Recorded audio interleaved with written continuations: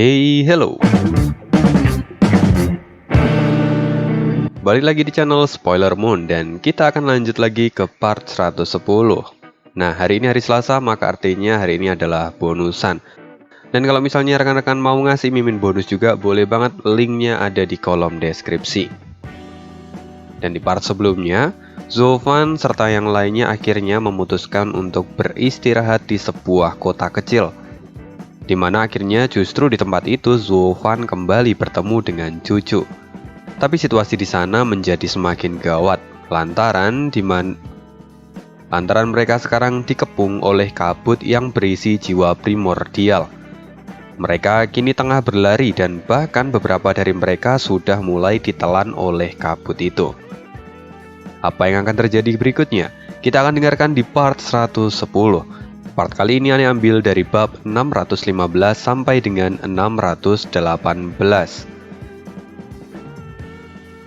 Dalam sekejap, kabut tebal yang aneh menelan Kuilang. Tidak ada suara apapun dari dalam kabut itu. Perlahan tubuhnya terus tertelan oleh kabut itu. Semua orang menjadi panik dan menatap Zovan dengan wajah cemas. Yangsa juga terlihat menyeka keringat di wajahnya dan dia berkata, "Apa yang harus kulakukan? Aku tidak tahu apa ini sebenarnya. Sepertinya sulit bagi kita untuk menghilangkan kabut ini." Mendengar ini semua orang menjadi semakin ketakutan, sesuatu yang bahkan tidak diketahui oleh master ranah virtual.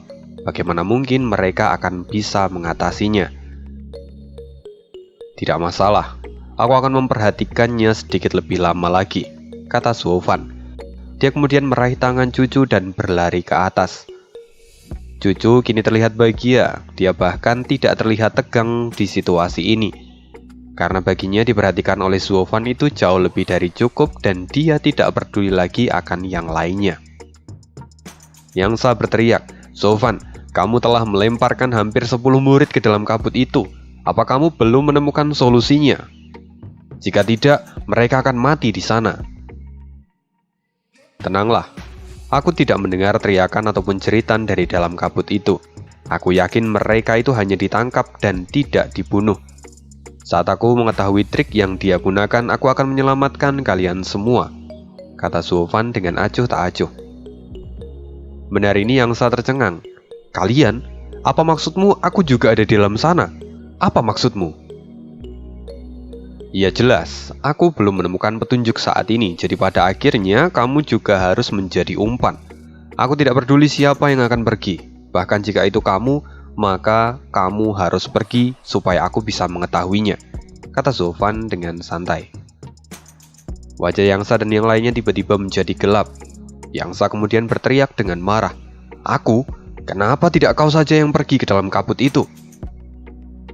Zovan kemudian menjawab, "Tidak ada yang tahu apa yang akan terjadi di dalam kabut itu. Jika aku masuk ke dalam sana dan tidak bisa keluar, lalu siapa yang akan menyelamatkan kalian?" Yangsa gak bisa kata-kata. Melihat ini Cucu tidak bisa menahan tawanya. Ini memang adalah gaya dari Zovan yang dia kenal. Yangsa masih tidak terima. "Apa menurutmu aku ini bodoh?" katanya. "Itu memang tidak benar. Hanya saja di tempat ini aku jauh lebih baik darimu. Alkemis, formasi, dan strategi sihir, semuanya tidak ada yang bisa menandingiku. Memangnya siapa di antara kalian yang lebih baik daripada aku?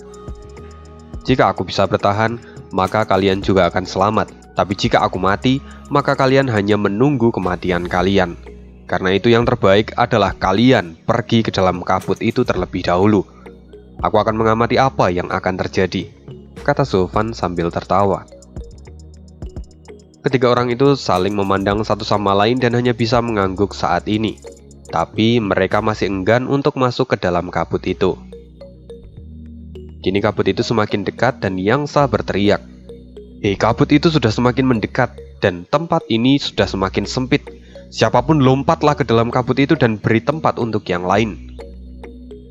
Semua orang kini menjadi merinding mendengar ucapan Yangsa. Kini mereka seperti berada di antara mulut singa dan buaya. Jika mereka tidak mau pergi ke dalam kabut itu, mereka bisa saja mendapatkan pukulan dari Yangsa. Sungguh itu adalah situasi yang sangat mencekam bagi mereka. Orang-orang dari sekte kami sudah banyak yang menghilang. Kenapa tidak Anda saja yang masuk ke dalam kabut itu? Kata King Yi. Yang Sa menoleh dengan tatapan yang tajam, lalu dia berkata dengan suara dingin, "Jika kamu tidak mau melompat ke dalam kabut itu, maka aku yang akan membantumu masuk ke dalam sana."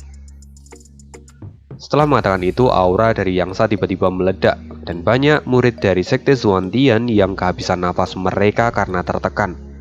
Memang tekanan dari ahli di ranah virtual itu sungguh berat. Kini kabut itu semakin mendekat dan mereka menjadi semakin putus asa. "Baiklah, aku yang akan pergi duluan," kata Suiro Hua yang kemudian maju ke depan. Tapi sebelum dia melompat ke dalam kabut itu, Suiro Hua melihat Zofan dan berkata, "Ini semua adalah salah kami, dan aku berterima kasih karena kamu mau membantu kami. Aku harap di lain waktu aku bisa membantumu juga. Sekarang, tolong amati baik-baik dan juga selamatkan semua orang. Terima kasih."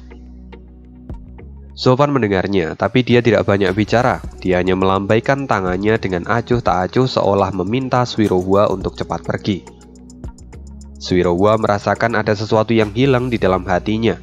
Entah kenapa dia merasa patah hati sekarang.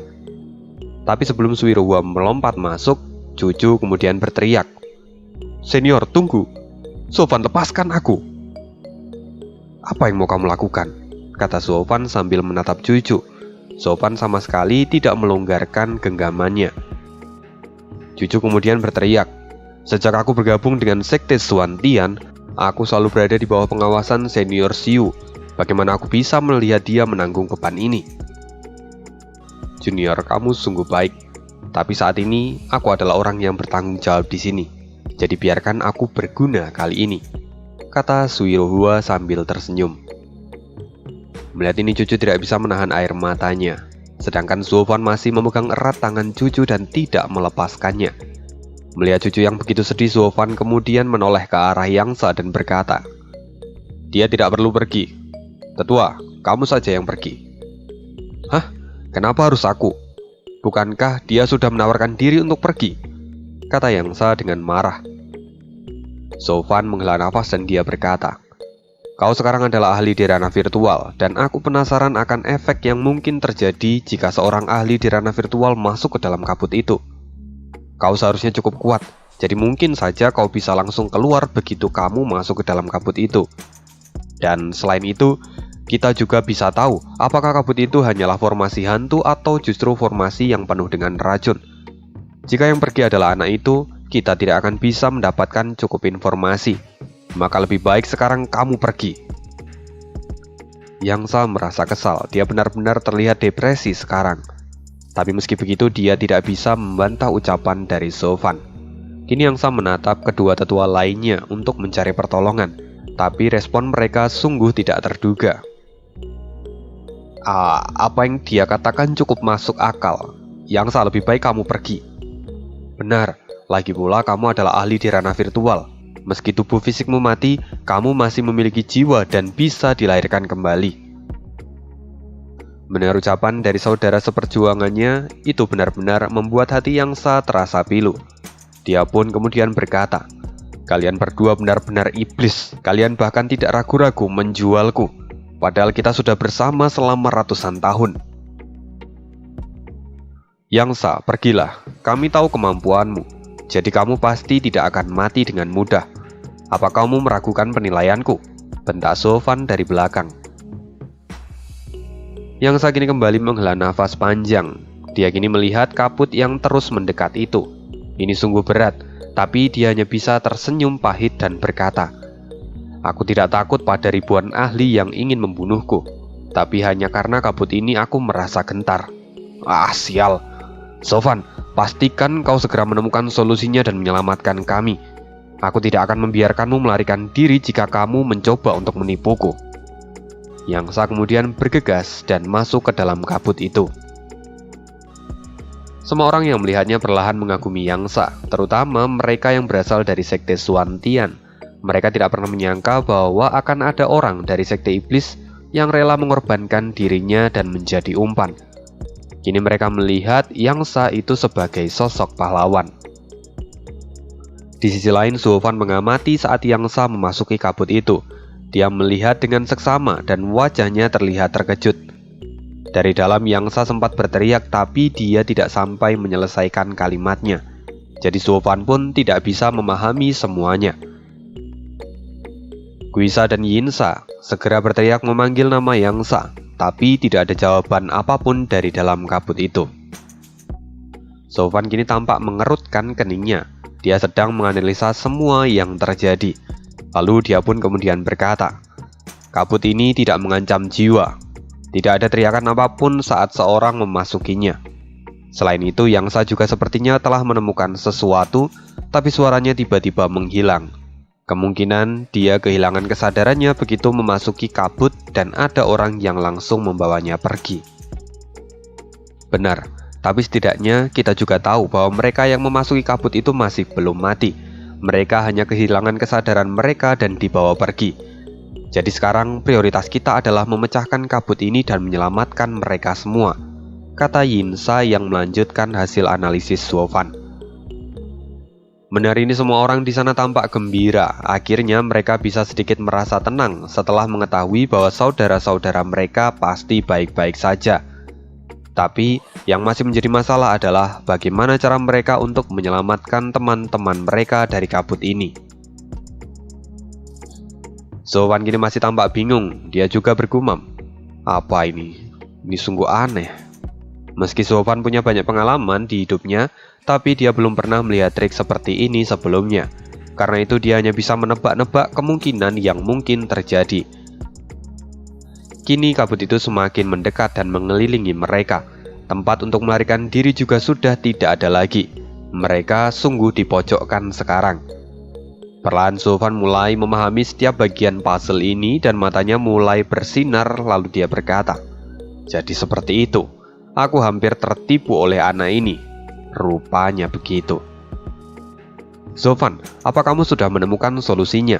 Kata cucu sambil menatap Sofan dengan senyuman manis di wajahnya. Yang lain pun kini tampak menatap Sofan dengan penuh penasaran. Sofan kemudian berkata, seperti yang kukatakan sebelumnya, anak ini memang senang bermain-main. Dia sengaja membuat kabut ini untuk menakut-nakuti kita.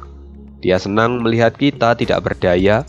Lalu saat kita ditelan oleh kabut itu, kita langsung masuk ke dalam ilusi miliknya. Dan setelah itu kita tidak bisa melepaskan diri dengan mudah. Tidak heran pukulan Yangsa sebelumnya tidak berefek apapun pada kabut ini. Lagi pula kabut ini hanyalah sebuah ilusi. Aku yakin Yangsa ingin mengatakan semua itu sebelumnya. Tapi sayang, dia sudah jatuh ke dalam ilusi dan akhirnya kesadarannya pun menghilang. Mendengar itu Guisa tampak mengerutkan keningnya dan dia berkata, sepertinya itu juga terjadi pada yang lainnya. Karena itu juga, begitu mereka masuk ke dalam kabut ini, tidak ada satupun dari mereka yang berteriak. Tapi jika ini benar-benar ilusi, maka ini jelas bukan ilusi biasa. Apalagi seorang ahli di ranah visi dewa pun sampai jatuh ke dalamnya. Ini pasti berasal dari formasi jiwa. Semua orang terkejut ketika mendengar hal ini, dan perlahan mereka mulai merasa sedih lagi. Lantaran jika memang itu adalah formasi ilusi, maka akan sangat sulit bagi mereka untuk keluar dari tempat itu. Sofan kini menyipitkan matanya dan melihat ke arah kabut itu. Dia terdiam untuk beberapa saat sampai sebuah ide melintas di matanya. Kalian tidak perlu cemas, musuh hanyalah anak kecil. Dia tidak sekuat yang kalian bayangkan. Lagi pula, untuk membuat formasi di tingkat ini tidaklah mudah. Dia pasti menggunakan benda itu. Benda itu? Apa maksudmu? Kata Suirohua. Wajahnya pun kini tampak cemas. Sofan menyeringai dan dia berkata, ini adalah metode untuk meningkatkan kekuatan formasi. Hanya satu benda yang bisa digunakan untuk melakukan itu, dan itu adalah batu roh suci. Tunggu, batu roh suci? Bukankah itu? Benar, itu adalah batu langka. Dan hanya mereka yang berasal dari 3 sekte teratas yang memiliki cukup batu roh hingga bisa disia-siakan seperti ini. Artinya, anak ini berasal dari 3 sekte teratas, dan satu-satunya sekte iblis dari 3 sekte teratas adalah sekte Moyan, kata Sofan sambil tersenyum. Anak pintar, meski kultivasimu masih rendah, tapi pengetahuanmu sungguh luas. Kau bahkan bisa menebak semua yang kulakukan. Tiba-tiba sebuah suara keluar dari dalam kabut. Semua orang segera menoleh, tapi mereka semua tidak bisa menemukan apapun. Sofan kini tampak menyeringai dan dia berkata, "Sebelumnya aku penasaran bagaimana caramu mengosongkan seluruh kota dalam waktu 1 malam. Rupanya kamu menggunakan formasi ini untuk memindahkan mereka semua tanpa disadari." Kau memang sangat cakap, nak. Kamu masih muda, tapi kamu adalah orang pertama yang bisa melihat permainanku. Kamu cukup keren. Lalu bagaimana pendapatmu tentang formasi tingkat 7 yang kumiliki ini? Apa kau pikir kau bisa memecahkannya? Kupikir kau tidak akan bisa melakukannya. Suara tawa terus menggema dari tempat itu. Sofan kini masih tetap terlihat tenang dan tidak banyak bicara. Sofan masih memegang tangan cucu dan dia bisa merasakan bahwa cucu sama sekali tidak merasa ketakutan. Karena itu Sofan kemudian bertanya, "Kenapa kamu tidak takut sekarang?" Cucu perlahan tersenyum dan menatap Sofan. Dia kemudian berkata dengan suara lembut, "Denganmu, aku tidak pernah merasa takut." Sofan cukup terkejut dan menatap cucu yang kini terlihat begitu mempesona dan tulus. Perlahan senyuman muncul di wajah Sofan. Dia kemudian menepuk punggung cucu dengan lembut dan di saat itulah bayangan merah menyelinap masuk ke tubuh cucu. Sofan kemudian berkata, "Kalau begitu, apapun yang terjadi aku pasti akan bersamamu." Melihat ini, Yinsa dan Guisa terdiam untuk beberapa saat. Mereka tidak percaya kalau Sofan akan memiliki sisi seperti ini. Apalagi situasinya sedang sangat genting. Mereka tidak menyangka kalau Sofan akan bermesraan dengan seorang wanita seperti ini. Sesungguhnya ini adalah hal yang tabu. Bagi seorang kultivator jalan iblis, tidak sewajarnya menunjukkan perasaannya seperti ini. Apalagi aturan melarang adanya percintaan di antara laki-laki dan perempuan, karena hal itu hanya akan menghambat laju kultivasi mereka. Di sisi lain, Suirwa dan yang lainnya pun melihat hal ini. Mereka juga tampak kehabisan kata-kata. Hanya ada suasana romantis yang hadir di dalam hati mereka. Bahkan pipi dan R sampai terlihat memerah ketika melihat kemesraan dari Sofan dan cucu. "Hei bucin tai anjing, mati sana kau bocah dajjal. Lepaskan tanganmu dari wanita itu. Aku akan membawanya pergi. Jika tidak, maka aku akan membunuhmu." Teriak suara dari dalam kabut yang tampak ngamuk. Kayaknya suaranya gak usah dibuat kayak gitu ya. Ri, tenggorokan gue. Setelah itu seolah kabut itu dipenuhi dengan niat membunuh yang mengerikan. Semua orang bisa merasakannya dan terlihat ketakutan setelah itu. Tapi di sisi lain, orang-orang ini juga merasa kesal dengan Sofan. Jadi mereka seolah mendukung kemarahan orang di dalam kabut itu supaya memisahkan mereka berdua. Ya, ini kawan jadi musuh kayak gini nih. Tapi kini Sofan tersenyum dan kemudian dia berkata, "Aku sedang sibuk. Kau tidak akan bisa memisahkan kami, jadi jangan ganggu kami." Hah, tidak tahu diri. Jika aku ingin memisahkan kalian, itu adalah hal yang sangat mudah. Lalu kabut itu mulai bergerak dengan cepat dan membuat banyak orang terkejut. Mereka tidak sempat bereaksi dan langsung ditelan oleh kabut itu satu persatu dan menghilang tanpa jejak. "Bocah bau, terjebaklah dalam formasi tingkat 7 milikku. Setelah kau masuk, maka kau tidak akan pernah bisa keluar lagi." Sekarang semua orang sudah ditelan oleh kabut itu dan hanya menyisakan Sofan dan cucu. Mereka berdua perlahan mundur dan menjauhi kabut itu, tapi kabut itu terus mendekati mereka berdua. Kabut itu mulai menyentuh kaki mereka berdua dan kesadaran cucu mulai pudar. Sofan merasakan tangan cucu mulai lemas dan kemudian berteriak, "King-chan, King-chan!" Tapi cucu sudah tidak merespon. Pengaruh kabut itu sangat kuat sampai perlahan Sofan pun mulai melepaskan tangannya. Dia seolah-olah kehilangan kesadarannya. Sofan masih mencoba melawan dan mencoba untuk menggenggam tangan cucu, tapi cucu sudah tidak ada lagi di sampingnya. Suara itu kemudian tertawa terbahak-bahak. "Bocah bodoh, kau hanyalah ahli di ranah visi dewa. Memangnya apa yang bisa kau lakukan? kau tidak akan bisa lepas dari jerat formasiku ini. Menyenangkan sekali melihat penderitaanmu kali ini." Perlahan suara itu mulai menghilang dan pergi meninggalkan tempat itu. Tapi setelah suara itu pergi, tiba-tiba api biru menyala dari dahi Suofan dan senyuman mulai muncul di wajahnya. Auman naga segera terdengar dan naga api biru keluar dari tubuh Suofan. Naga api biru segera memutar badannya dan membuat kabut itu tidak berani mendekatinya. Setelah itu sang naga kembali mengaum dan api biru menyembur dari mulutnya. Segera seluruh kabut itu dibakar oleh api itu dan pemandangan di sekitar Suofan berubah menjadi lautan api biru. Suofan kemudian menyeringai, "Anak ini benar-benar arogan.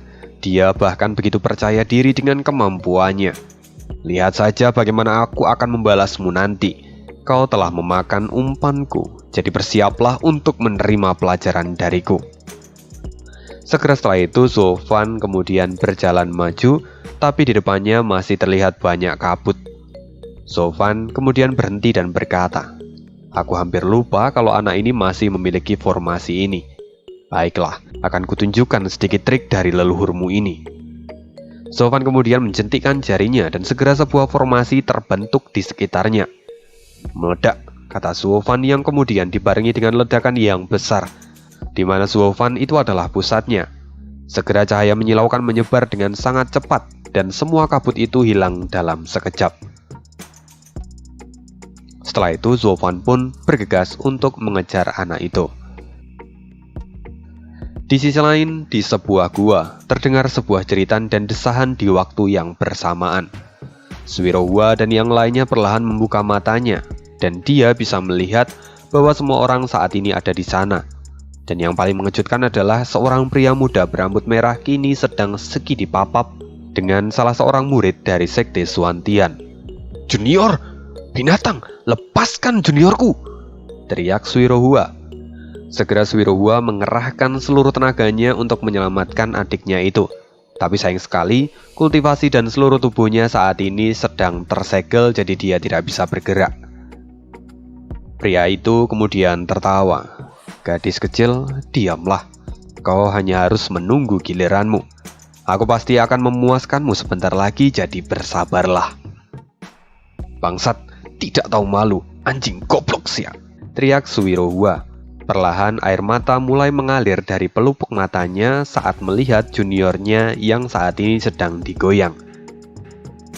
Cucu dan juga yang lainnya juga ada di sana dan mereka perlahan membuka mata. Mereka pun langsung terkejut dan mata mereka langsung dipenuhi dengan amarah. Setelah mereka semua, kemudian orang-orang dari sekte Moche mulai terbangun. Mereka adalah yang terakhir. Ketika mereka melihat kejadian ini, mereka tidak terlihat marah, justru malah ada ketertarikan di mata mereka. Wajar saja mereka adalah orang-orang dari sekte iblis. Hanya saja, yang sedikit mengejutkan, Yangsa kemudian berteriak, "Lepaskan dia!"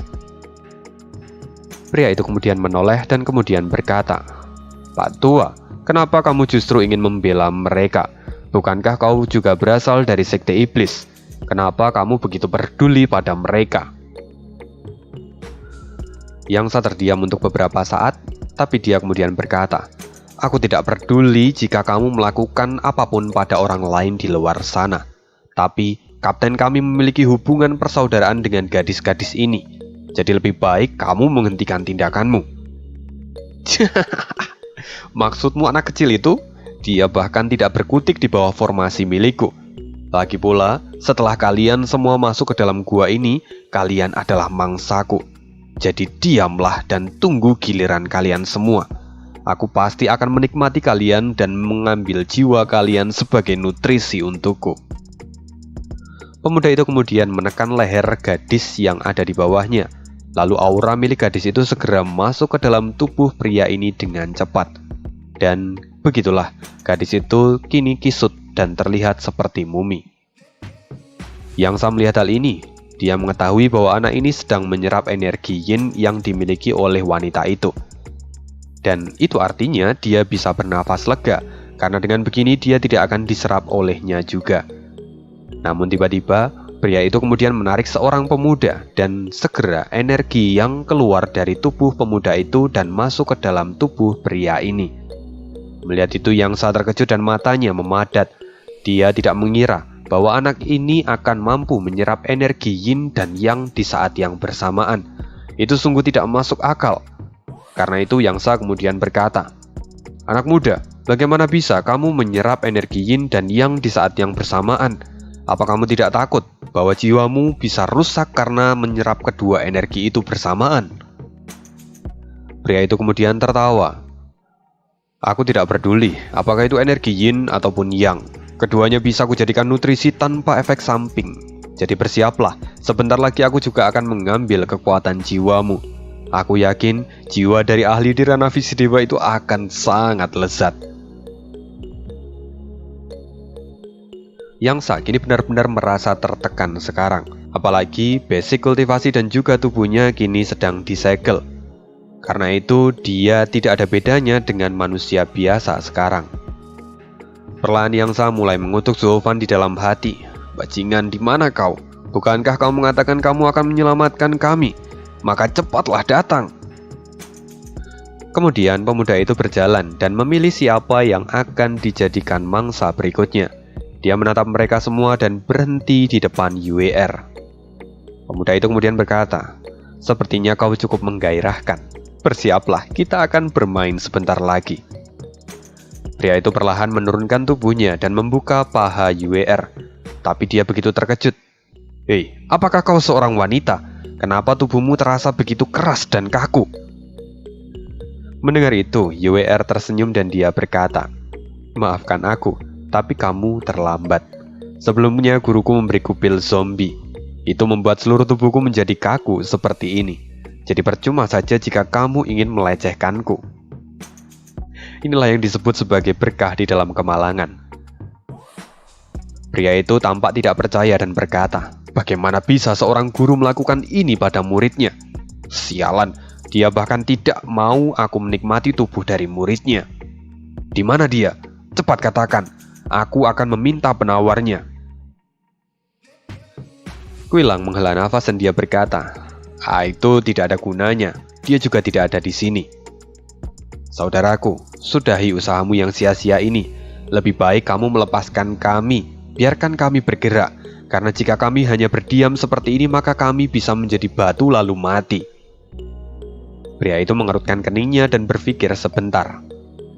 "Jadi, anak kecil tadi adalah guru kalian? Bukankah basic kultivasinya bahkan lebih rendah daripada kalian? Bagaimana bisa kalian menjadikan dia sebagai guru kalian?"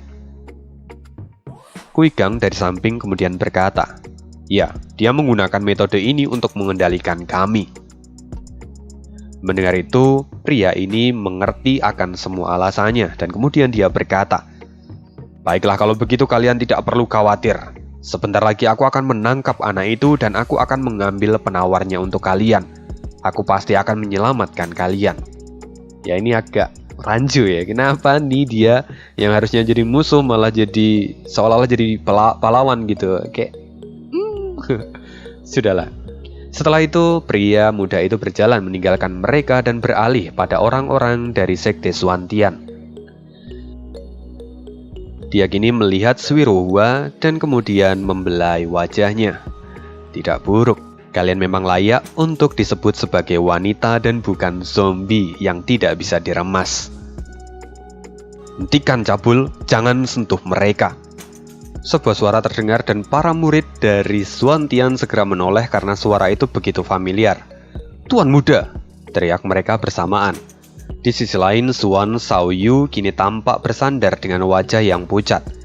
Dia benar-benar terlihat menyedihkan sekarang. "Tuan muda, apa kamu baik-baik saja?" Bajingan, apa yang kau lakukan pada tuan muda kami?" kata Swirohua yang kini tampak khawatir. Pria berambut merah itu kemudian berkata, "Apa yang kulakukan? Aku tidak melakukan apapun. Aku sengaja tidak menyentuhnya, karena aku ingin dia melihat penyiksaan yang dialami oleh orang-orangnya sendiri." Ekspresinya sungguh menarik. "Bejat, kau memang tidak punya hati!" teriak Swirohua dengan kesal. Tapi pria itu mencemooh. "Punya hati? Apa kau bodoh? Aku adalah orang dari sekte iblis. Memangnya apa yang kau harapkan dariku? Kau benar-benar iblis tidak tahu malu. Jika aku bebas, aku pasti akan memberimu pelajaran, teriak orang tua dari samping Suan Xiaoyu. Suirowa menoleh lagi dan melihat. Tetua Yun, apa Anda baik-baik saja? Ya, di sana juga ada 2 tetua lain. Mereka ada di tahap 4 dan juga 5 ranah virtual. Tapi mereka tidak berkutik dalam formasi ini. Pemuda berambut merah itu kemudian berkata, Pak Tua, kau masih saja bisa bicara begitu sombong. Padahal kau saja jatuh dalam formasiku dan tidak bisa melakukan apapun. Kalian sungguh menyedihkan. Pantas saja sekte Suantian terkubur di 3 sekte terbawah. Bajingan, berani sekali kau merendahkan reputasi dari sekte kami. Kau benar-benar tidak bisa dimaafkan. Lepaskan aku dan aku pasti akan menghukummu. Pria itu tampak acuh tak acuh dan kemudian berkata, pada dasarnya memang sektemu itu sungguh menyedihkan. Kalian bahkan tertangkap di tangan seorang anak muda sepertiku. Jika 9 sekte tahu, kalian pasti akan ditertawakan. Baiklah, mari sudahi omong kosong ini.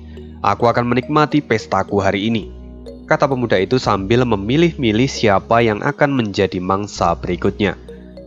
Semua orang mulai gelisah dan ketakutan. Mereka tidak mau kesucian mereka itu diambil. Semuanya menunduk dengan wajah ketakutan. Kecuali Cucu, dia masih tampak tenang sampai sekarang. Hal ini jelas langsung menarik perhatian dari pria ini. Selain itu, Cucu juga memang terlihat seperti berlian jika dibandingkan dengan yang lainnya. Kecantikannya sudah tidak perlu diperdebatkan lagi.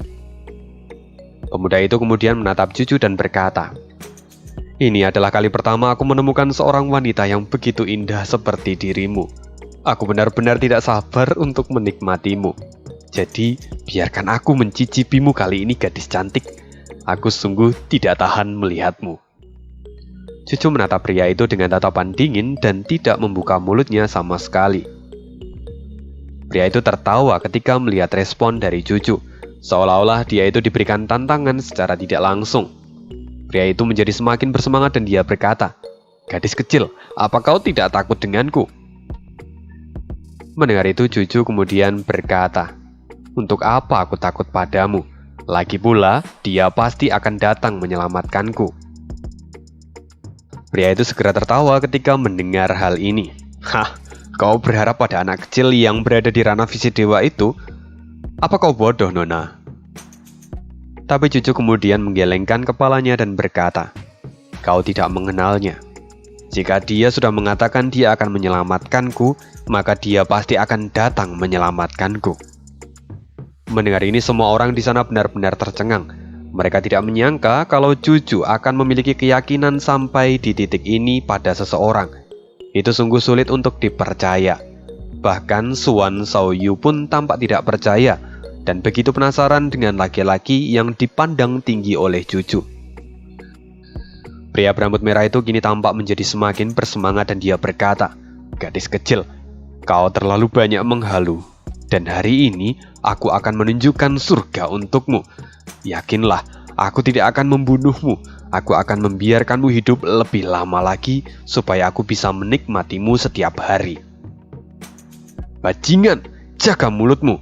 Kau tidak bisa merendahkan Junior King Chen, bentak Suan Xiaoyu yang kini tampak marah. Pria itu menjadi kesal dan melambaikan tangannya. Tamparan keras entah dari mana langsung menghantam wajah Suan Xiaoyu. Semua orang dari sekte Suantian segera berteriak dan terlihat panik. Ini pria itu berkata, bocah bau, aku sudah membiarkanmu hidup dan menyaksikan semuanya sampai detik ini. Tapi mulutmu benar-benar tidak bisa dijaga. Sekali lagi kau membuka mulutmu, aku pasti akan membunuhmu. Suan Xiaoyu tergeletak di tanah dan dia tampak begitu kesakitan. Kembali, pria itu kemudian memandang Cucu dan senyuman muncul di wajahnya. Cantik, ayo bermain. Aku sungguh tidak tahan lagi. Sekarang buat aku merasa puas. Pria itu kemudian menjentikkan jarinya, lalu tiba-tiba api berwarna biru pucat dan api berwarna merah muncul. Mereka kemudian saling bertaut dan menghasilkan cahaya yang menyilaukan.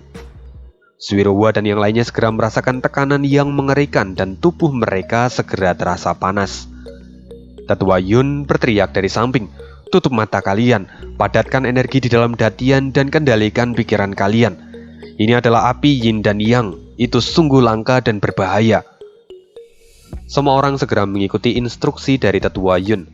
Tapi itu cukup terlambat, karena saat ini mereka masih merasakan tubuh mereka panas dan mereka pun gemetaran. Pria berambut merah itu kini tampak puas dan kemudian memandang Juju sambil tersenyum. "Cantik, lihat ini. Sekarang sudah tidak ada lagi yang bisa mengganggu kita. Sekarang kita akan bersenang-senang sampai pagi di bawah bulan purnama yang menggairahkan ini." Tunggu. Kamu bahkan tidak terpengaruh dengan apiku? Pria itu mengerutkan keningnya dan melihat Juju lebih dalam lagi. "Tunggu, kamu memiliki tubuh eteral." Juju hanya diam. Lalu pria itu berkata lagi, "Kamu memiliki tubuh eteral? Tubuh paling langka di seluruh benua dan hanya muncul sekali dalam 100.000 tahun. Tubuh ini bisa mengubah berbagai jenis energi menjadi lebih halus, dan ini adalah wadah yang terbaik untuk kultivasi ganda. Kamu bisa menyesuaikan tubuhmu dengan api yin dan yang milikku. Hebat! Kita bisa menjadi pasangan yang terhebat di seluruh benua dengan ini." Wah, gila, aku mendapatkan harta karun yang mengerikan. Aku benar-benar mendapatkannya. Sebentar lagi aku bisa meningkatkan kultivasiku dengan lebih cepat. Aku adalah jenius yang ditakdirkan di seluruh benua ini. Pemuda itu menjadi semakin bergairah. Dia kemudian berteriak lagi, "Gadis cantik, kau benar-benar menggairahkan. Aku pasti akan mendapatkanmu sepenuhnya." Suan Xiaoyu kini masih tergeletak di tanah dan hanya bisa menyaksikan pemandangan ini tanpa bisa berkata-kata. Dia juga tidak bisa menggerakkan tubuhnya karena tubuhnya sangat lemah. Pria itu bergegas dan kemudian membuka selangkangan Juju dan hendak meremas dadanya. Juju mulai agak cemas dan menjerit di dalam hatinya dan memanggil Sofan. Tiba-tiba saat tangan pria itu menjadi semakin dekat, cahaya merah melesat seperti sabit kematian. Pria itu terkejut dan segera mundur dengan cepat. Tapi dia merasakan rasa nyeri di dadanya. Dan saat dia melihat ke bawah, dadanya telah terluka cukup dalam. "Apa ini? Bukankah kekuatanmu sudah kusegel? Bagaimana kau bisa melukaiku? Dari mana kekuatan ini berasal?" "Maafkan aku, bukan dia yang melukaimu. Jadi jangan salahkan dia. Akulah yang melukaimu," kata seorang pria yang baru saja datang. Semua orang segera menoleh dan Juju tampak tersenyum dengan manis. "Sofan, Steward Zuo, Guru, akhirnya kamu datang," kata mereka semua dengan penuh kegembiraan di wajah mereka. Akhirnya, sang penyelamat telah muncul dan sampai jumpa lagi di hari Kamis, Lur. Thank you untuk rekan-rekan yang sudah nyawer, Halimatus dan Liga Muasis yang sudah kirim via ShopeePay. Madnos, ngopi dulu bang, sambil buat bonusan Selasa. Iya, mantap bang. Bener banget, bisa sambil buat bonusan. Dari bang mantap Lur. Semangat terus spoilernya, siap, makasih bang. Genit, dari bang Genit. Buat lu Min, beli kopi biar kultivasinya lancar dan update-annya lancar. Amin. Sugiarto Prananta, part hari Minggu kemarin serasa novel horor Min. Kok bisa horor? Kayaknya kemarin Zofan mau ngebucin ya. Dari Bang Daniel, menanti bonusan Mimin. Siap, terima kasih Bang. Dan ini adalah bonusannya. See you again di hari Kamis. Bye.